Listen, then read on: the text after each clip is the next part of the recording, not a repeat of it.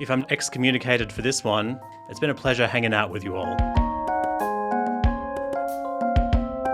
Warning.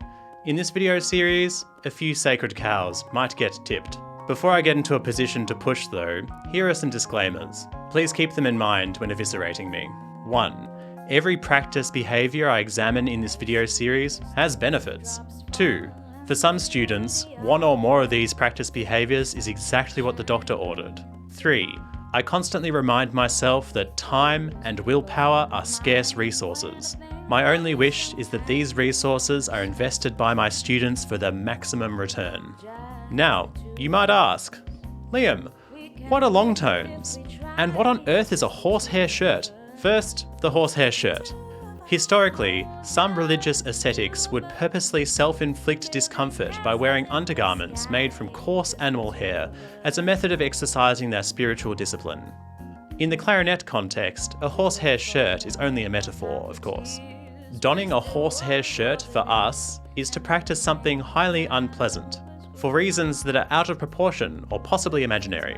Second, long tones. Here's my definition for the sake of conversation. Long tones are a commonly prescribed exercise that could look like this. 1. Set your metronome to 60 beats per minute. 2. Play every note chromatically from low E to high C for 8 counts per note. 3. Add crescendos and diminuendos as you like. 4. Do this or something like this every day for 15 minutes for the rest of your life. The benefits are said to be improved tone, improved stamina, improved intonation, and even psychological benefits. Now that we have two completely uncontroversial and universally accepted definitions out of the way, here's my case linking the two together. But first, another disclaimer. In most cases, people make their clarinet practice extra unpleasant for good reasons. Namely, they were instructed to do so by well-intentioned teachers. For some others though, there is certainly some interesting psychology involved with long tones, even though I can't read minds word for word. Some people make their clarinet practice extra difficult for egotistical reasons, namely, machismo. I did 2 hours of long tones at 4 AM on Sunday. How many did you do? Clout. Check out my bloody read. I sure am dedicated, huh? Sunk cost and shame. I've done long tones every day since 1997. I'm not stopping now. Obsequiousness. I learnt to practice long tones from Yoda. If only you understood his wisdom, you would do the same. Alright, I'm exaggerating a bit, but some of that must be familiar to you. Speaking of obsequiousness, I huddle behind the inimitable Dr. Wally Wallace. Quote, "The best way to improve tone quality is through long tones, hours and hours of long tones. But if you hold a bad tone for 8 or 16 counts, does holding it make it any better? No. Any actual improvement in tone quality comes from making small changes to our embouchure, our airstream, but largely they come through our voicing and how we shape our oral cavity. Like Dr. Wallace, I'm not just about tearing down tradition. I, like any good citizen, should put it on the line and cough up an alternative. In that spirit, here is a less agonising tone improvement regimen. 5-minute tone. Overtones / harmonic series practice on low E for 1 minute. 2. Slow scales, slurred in large intervals, however you like them. I like the Behrman octave study. 2 minutes. 3. For the pesky throat tones, Jean-Jean's Vade Mecum left hand study. 2 minutes. I can hear refinement and refocusing of my own tone in 5 relatively painless minutes of these exercises. This leaves me with plenty of willpower for the rest of my practice and my day-to-day life. I hear and observe the same in my students. Everything I've said so far is just an opinion. Here are some of my reasons. For the sake of credibility, I feel compelled to say that I have tried long tone practice for several months-long periods of my life. And I did notice some improvement in my stamina, but surely we can aim to kill more than one bird at once with our practice time. I do not recommend practicing transposition, improvisation, polyrhythms, and tone all at the same time. But what's wrong with working on repertoire and tone at the same time? Scales and tone at the same time? Or any other element of musicianship plus tone simultaneously? Double, triple, or quadruple your returns on hours practiced.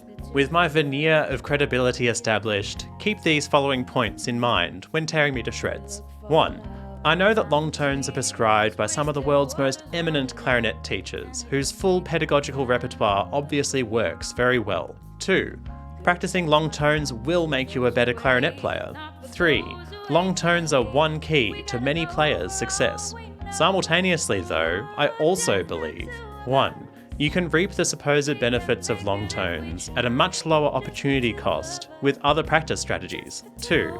Long tones are not a sustainable habit for most students. 3. Long tones are oversold as essential. 4. Past a certain point, we don't even agree on what a good tone is. I believe playing more clarinet will make you a better clarinet player. So, I agree that long tones are by no means a waste of time. I'm not comparing long tones to not practicing at all. Rather, I compare long tones to the alternatives. Long tone dogma is supported by several weak premises. I'll examine these now. 1. Your tone can be refined in isolation. As Dr. Wallace asked, does focusing on your suboptimal tone make it better? Your tone is the product of many technical inputs, from breathing to articulation to posture. Practice these fundamentals and your tone should improve without supervision. 2. Your tone is primarily a product of your practice. Ask any clarinet player what factors are most responsible for their good tone, in order of importance, and you will probably get a list something like this. 1. A good reed. 2. A functioning clarinet and mouthpiece. 3.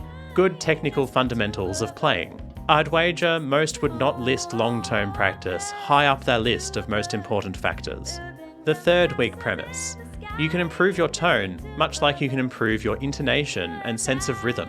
Like it or not, good tone is subjective. Some people hate the tones of the most dedicated long tone practices. People have different definitions of a good tone.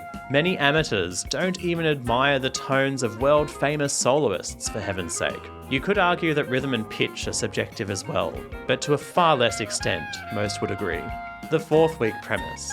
Practicing long tones is like hitting the gym. The pain is good for you. Doing 50 bodyweight squats can be quite exhausting. So can standing on alternating legs, 20 minutes on each leg for 2 hours straight. Each is exercise, but one has a far greater return per minute invested.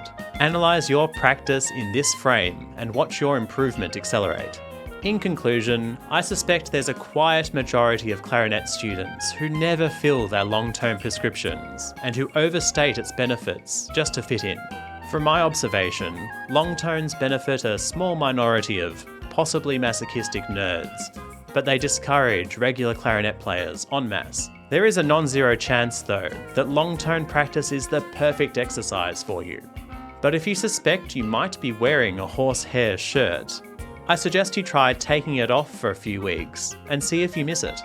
Thank you for watching. If you find value in these little lessons, please like and share this post, and never hesitate to leave a comment. I really appreciate your contribution.